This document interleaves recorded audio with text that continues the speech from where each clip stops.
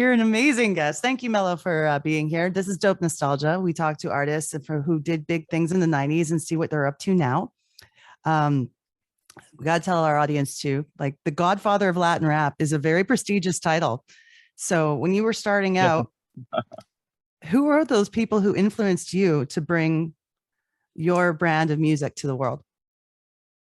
Sure. Thanks for having me. I appreciate the laying first and foremost.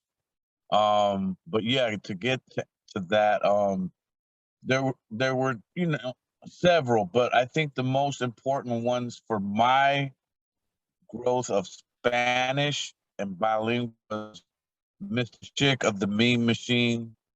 Mm. Um, Probably then MLZ after that, and a close third would have to be. I mean, it's a tie between Curtis Blow, Run DMC, Sugar Hill Gang, and Houdini, probably. Those are very good names, very strong Yeah, musicians. yeah. I- hmm Is your whole family musical? The whole family, Yeah. everybody from our grandfather, who was the orchestra leader for the Cuban National Army Mm. orchestra. All of my uncles, all of my cousins, my brother Sen Dog of Cypress Hill, my Hmm. son Cuba, Kazal Organism. My mother sang in the church. Yeah. My cousin Ray, my cousin Ivan, my cousin Margarita played the piano. Ivan plays percussion. Rest in peace, my cousin Ray, who just passed away during COVID.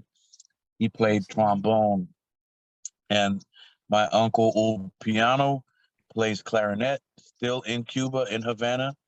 My cousin Miguelito is in um, Angola on tour there, and he is a violinist. That's incredible. It sounds like you had a Yeah. big family too. Well, yeah, we unfortunately because we defected, our my immediate six, mother, father, brother, two sisters, we never really got to know them, Mm. unfortunately. And we know them now a little bit more through Messenger app and WhatsApp and these things, but the connection, it's still not what it should be, because Yeah. you don't have any memories together, but what are you gonna do? Make them now, right? As much as you can anyway. Have you been back to Cuba at all? I don't understand really because I'm in Canada and I know we Yeah. don't have much of a travel embargo to Cuba, but I know things are different in the US. So is there the ability to travel to Cuba now? I think there is now, but I've never gone back. This is my 50th year in the United States. I came when I was 4 years old, so Mhm. and I never went back. My mother became the president of an anti-Fidel Castro movement here in the States, and she always told us that we might be on file over there and all this other shit. And can Okay. I curse? Can I Oh yeah, go let for it. loose an F bomb or two? Okay. Yeah. Um, which was bullshit because my little sister went back for the first time uh, 3 years ago, and Mhm. she had a great time. So go Wow. figure. Is it something you'd want to do? It is. It really is. But it's just never been in the cards, man. I don't know. It's just. I mean, I lost all my grandparents, um, couple of uncles, couple of cousins, and it's just I just haven't pursued it really. I have no hunger to really go after it. That's understandable for sure. And once those big hits started happening for you worldwide, and what kind of opportunities did that provide you? Did you get to do a lot of touring to other countries, or what kind of things happened once Monterosa came out and just blew up? Well, yeah, I mean, Mentirosa was the third single of my career, and that became my passport to the world. And in that time, I was able to play more of an ambassador role for hip hop in countries who saw hip hop as a black music and a black thing to do. Places like Colombia, Santiago, Chile, Mexico, in which I'm the first Latin rapper to receive a gold record there. Costa Rica, Panama, Puerto Rico, Argentina, Spain. The list goes on. I mean, Yeah. I've been just about to every Latin country aside from Paraguay, or however you say that. So, Yeah, I think it's Paraguay. Paraguay. yeah, I haven't been there and I haven't been back home. So, Who did you get to meet during the time that your success was taking off that was big influence on you? well, because that's a great question, but because my mother growing up here in the States was a big Bob Hope fan, and she Mhm. watched all those Bob Hope movies, Road to Morocco, Morocco on the water, uh, anything Bob Hope and Bing Crosby, we grew up watching in the house because, from Yeah. her time in Cuba, they would hear about all these stars. So when they got here, they started able to watch Frank Sinatra movies and all these things. But Bob Hope was a really big deal to her. And one day I got a call from my agent who said, "Hey, they want you to do a Bob Hope special with Bob Hope." And so I think between Bob Hope and, of course, Mr. Don Cornelius, rest in peace, of Mhm. Soul Train, those were two of the bigger, wow, like I'm here. I've landed, you know what I mean? Moments Mhm. that I can tell you about. Yeah, and like for the younger generation who definitely should probably look up some of the stuff Bob Hope did. He was a hilarious man who provided so much humor, especially to the armed forces, and you know, he was Oh always yeah, out, yeah, out there doing his specials, and for sure. What's one of yeah. your Those he was doing he would do his telethons and stuff like that, much like Jerry Lewis and these yeah. guys. That classic era of Hollywood, and to appear with him and just that moment in time is frozen in my memory bank and my data bank of great days. Hmm. What was one of your most memorable performances to date? Um, concert wise, Yeah. because I mean, I did some really great TV shows here in the Yeah. States and abroad, but I would have to say, believe it or not, opening up a tour of Colombia for Air Supply, of all people. I mean, we were playing, you know, 100,000 seat football stadiums, football soccer stadiums where, it'd be like almost all filled, like 60 to 80,000 people. And the only part of the stadium that was blocked off was like because the stage would have been blocking it. You know what I mean? Mm. Those were very unforgettable performances. No kidding. Like seeing that many people in front of you. And they always say it's harder to perform for like 10 people than it is for crowds of thousands. Do you feel that? I really do. I do. And I've done that too. I've done that too. I'll tell you about a story. In my early days, after signing with Delicious Vinyl, they called us, myself, Tone Loc, and Young MC, who Mm. were the first the graduating class of Delicious Vinyl, to open up for Tila Rock uh, in San Diego State University, and we thought we had really made it, and we thought we were this shit. We're young, and we're finally going on the road, and we're gonna tear this shit up, and we did. I give credit to everybody who performed that night. We gave it 110% for 10 people who showed up. Mhm.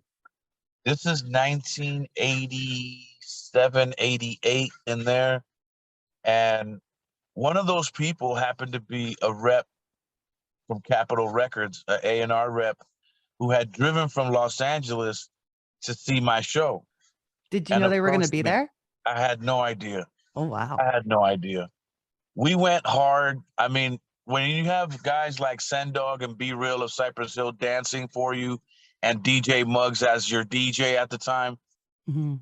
we were just ill b-boys at that time. So our intensity came from a passion from battles in the streets, in the parks, in the backyards.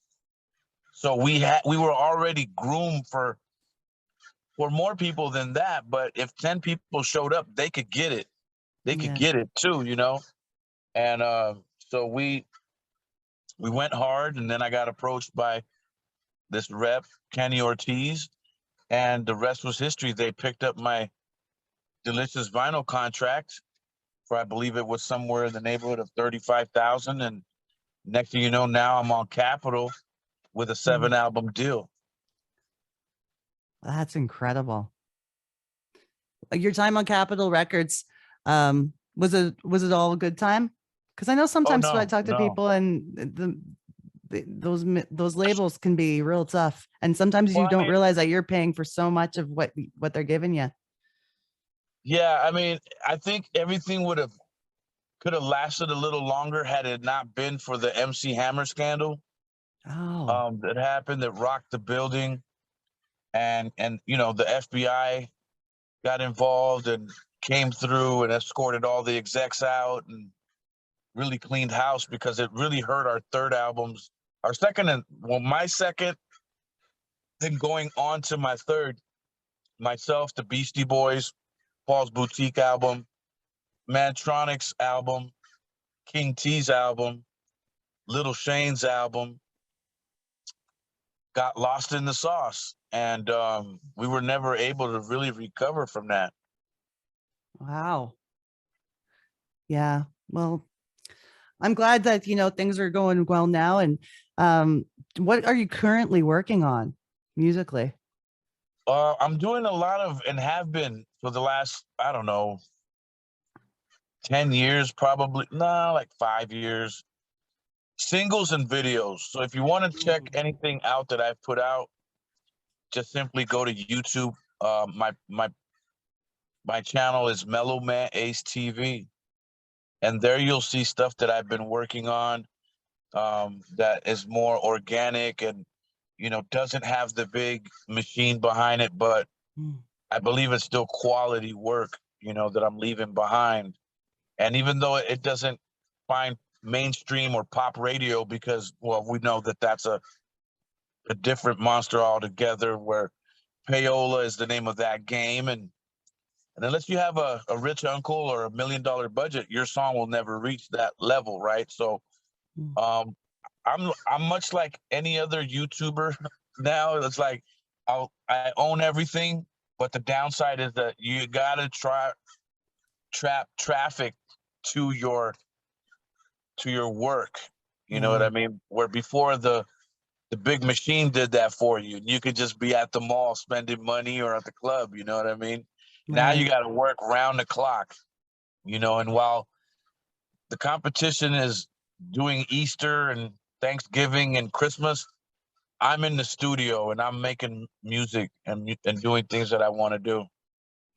And that's the key. You're doing what you want to do, not what the machine wants you to do. So the music quality is probably much more authentic and real you.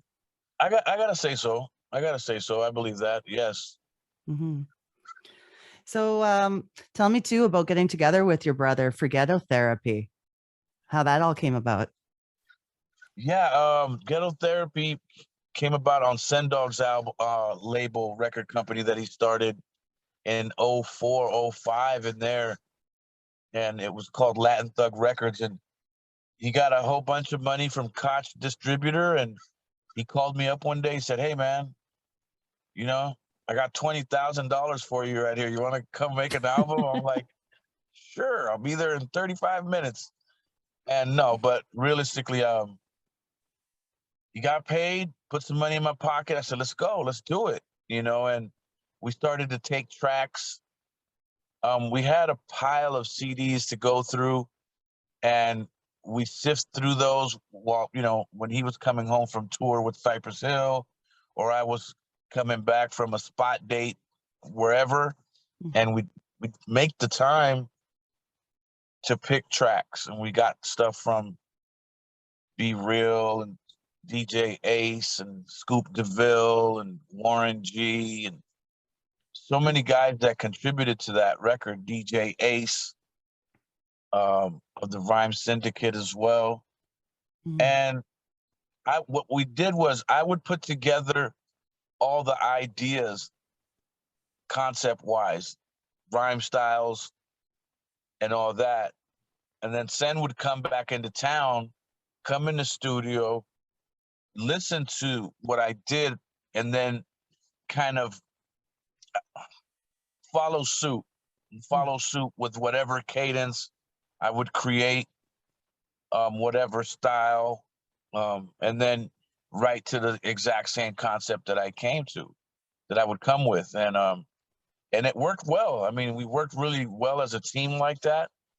And so the recording process was a joy for me as his little brother, you know, and after all these years to be able to work with him, it was emotional, I think, for both of us, you know. You know, then, you know, a bunch of shit hit the fan after that, after the record's out. And he pulled one of those, hey, I'm from Cypress Hill moves on me one night after during a show where he called an audible, and I didn't know about the audible, and that was to bring Be Real out without me knowing. It wasn't written on the set list. Only he, Be Real, and the DJ knew about. Didn't tell me anything. So here comes Be Real on this next song. I have a set list that we're going off of, and now I'm like, what the fuck do I do here? What's my role here? Oh no. And so after that show, I remember calling him and leaning into him heavy. That's the most unprofessional sack of shit anybody has ever pulled. I don't know where you got that stuff from, but blah, blah, blah. I was chewing him. And I'm sorry, man. It's just that you left rehearsal early. No, I said that, and that's not what happened. What happened was before that show, we had a rehearsal. Sen didn't show up 2 hours later. An hour and a half later, I bolted. I went to our favorite bar and had fucking drinks. Said, you're not gonna fucking play me, Hollywood, dude. I'm your fucking brother. So either show up on time or you lose me. And we can push rehearsal to another day. So he goes ahead and does this and works this out when he shows up finally to rehearsal. You know, he works it out. Show day comes. I'm shocked. I don't know what's going on. It's like, whoa. And so I had to chew him out behind that. And he respected it. He knew, you know, but that's the kind of shit that even it's a bad memory, but it stays in my mind, you know, like almost like an accomplishment of a weird way. You know what I mean? Right. Yeah. Yeah. And then that kind of thing never happened again. No. After that. What did happen was he canceled the Spaniard tour because somebody got in his ear from Cypress Hill and said, hey, man, I know you guys are doing pretty good with that, and you're starting to get some money and some life, but let's go back on the road and get some real big money. You know what I mean? Oh. And this was after he had an episode I won't get into because that's his personal business. But the night before we're supposed to take off to Spain, he called me and said, yo, man, I can't go. I can't, dog, it's the 11th hour. Our flight is in 7 hours. What are you talking about? So we had to pay back all the money to the promoter. The people of Spain who were waiting to see us never saw us.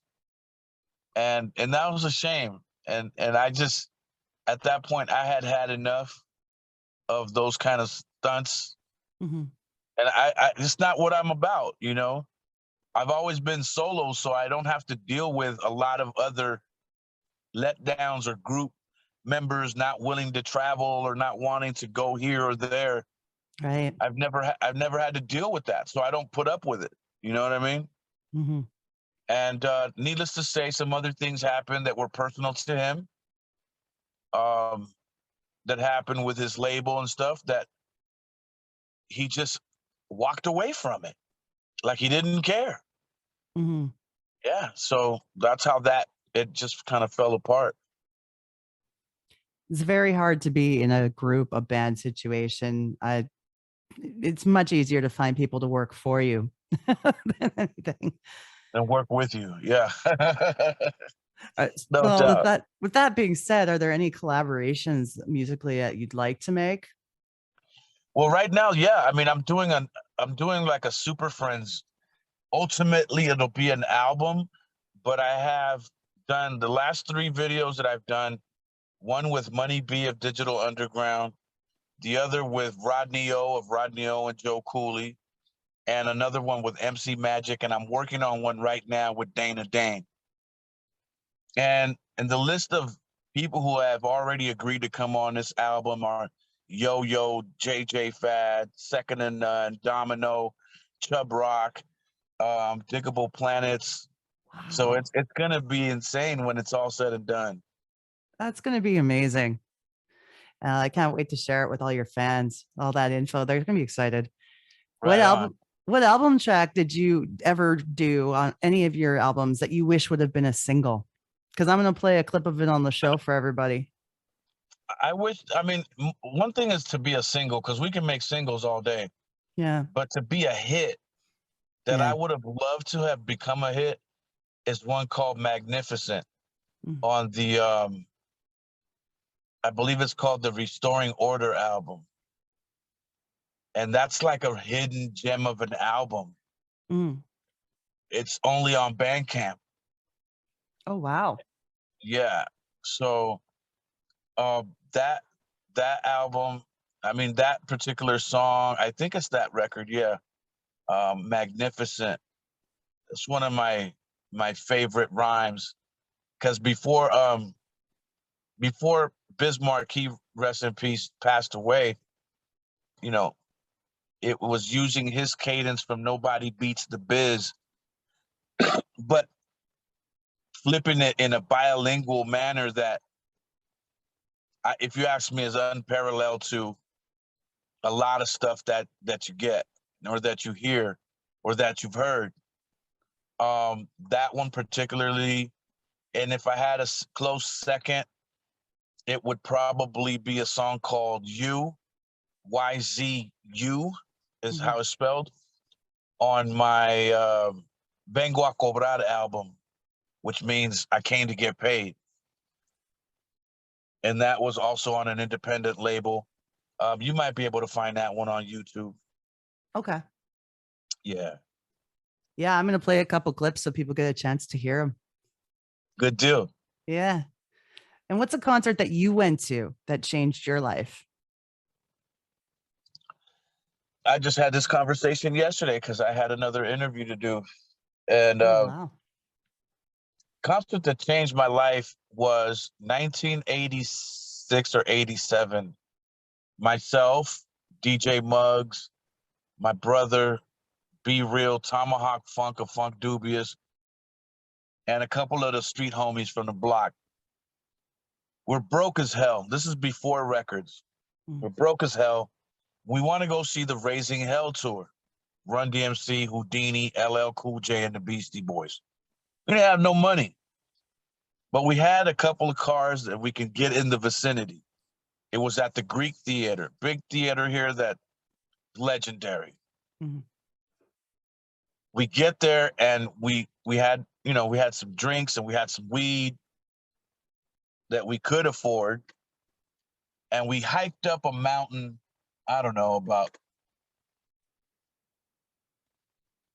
It was a mountain that was at least like 50 yards or more, 100 yards, maybe 100 yards up. mm. And we're dodging trees and trying not to get our Adidas all fucked up. And we were able to watch the entire concert from the top of that mountain, looking into the bowl and the whole Greek theater. And it's packed. It's packed. And we're sipping Jack Daniels and smoking bud. And we're up in the mountains and shit, hoping we don't fall over and shit, holding on to shit. And I think separately and individually, I think we all told each other one day that's gonna be us. Nobody said much, but I think we were all thinking it because that's exactly what happened. That's incredible to think about. Like, what a good memory. Yeah, Yeah, it's vivid. It's vivid like it happened last week, really. I bet. Who are you currently following in this hip hop rap world right now? Who impresses you? When I hear it, maybe J. Cole, stuff, Mhm. guys like that. Mhm. He's really lyrical, and before he passed away, rest in peace, Nipsey Hussle. Mhm. Those are my guys. Um, but aside from that, I'm not really tuned in, Mhm. and I don't know what I'm missing out there. I'm not interested. I hear you. I don't pay attention to what's on the radio nowadays. I have no idea. Yeah, yeah. Did you get involved in using the internet in its early stages in the 90s when it first came out to promote yourself, or to just, were you interested in the computer scene? Oh, it just muted you. Sorry. Landed in Texas. There you Um, go. Be Real was the one that really was on that shit earlier with MySpace, Mm, and I kept asking him, "Are you sure, dude? Like, this is some shit, and I don't understand, and blah blah blah." And, no, man, you got to do it. So I started with MySpace, and so he was the one that really pushed me to do it.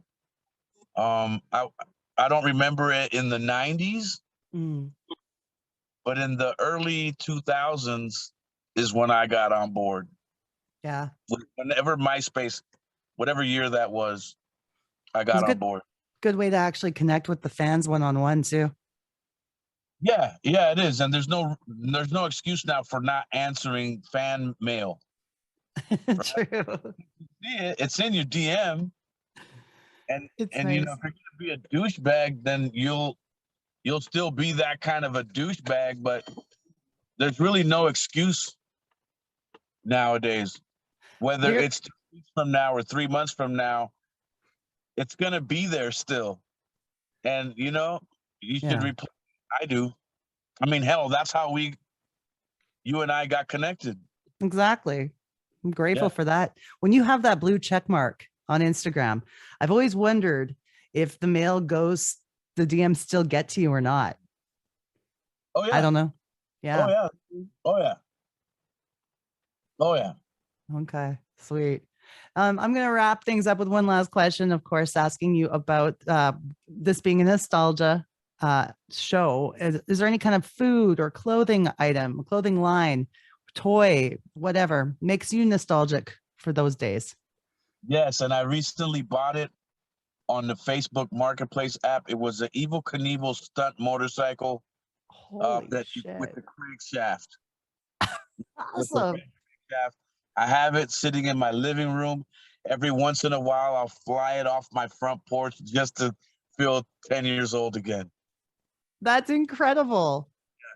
You said you got that on eBay? No, I got it off the. I followed the Evil Knievel page, and one day it popped up Oh, available for resale, and I ordered it, and it came, and I started playing like I was 10 years old again. It felt really cool. oh, that is so awesome. I'm Yeah. glad. I'm glad that you're doing well, and I can't wait to hear all your music that's been coming out. We'll share some clips and make sure everybody gets a chance to follow you, Mellow. Thank you so much for spending this time. Hey, my pleasure. Again, thank you for the lane. You've been amazing. And yeah. Oh, by the way, I want to send all your viewers over to check me out every Thursday on my podcast. It's called the Havana Lounge Podcast. Well, Every Thursday at 7 p.m. Pacific Standard Time on Mellow Man Ace TV on YouTube. Okay. Uh, perfect.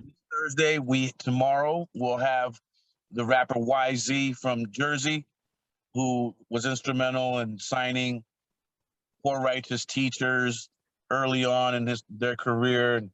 We've had great guests, we've had people like Crazy Bone of Bone Thugs and Harmony. We've had Yeah. Daz Dillinger of the Dog Pound. We've had, you know, baseball players and, just agent. I mean, just go check it out. There's a lot of stuff there. JJ Fad, Rodney O, Arabian Prince. If you like the legendary stuff, it's there. And it's something that has me really excited. It was a challenge to turn from a rapper to a YouTuber. And I like a challenge. And Fun. yeah, so we're having some fun with that. We've had, Tito Puente Jr., Joe Bataan. I mean, it's just, there's some legendary interviews up there. Good. So people can still tune into the old ones too if they want, right? When they go check it out. Absolutely archived. Beautiful. Well, we'll share that with them for sure. Good deal. And I'll go check it out too. So Right thank on. you, Mellow. And I hope you have a wonderful rest of your day. Thank you, my friend.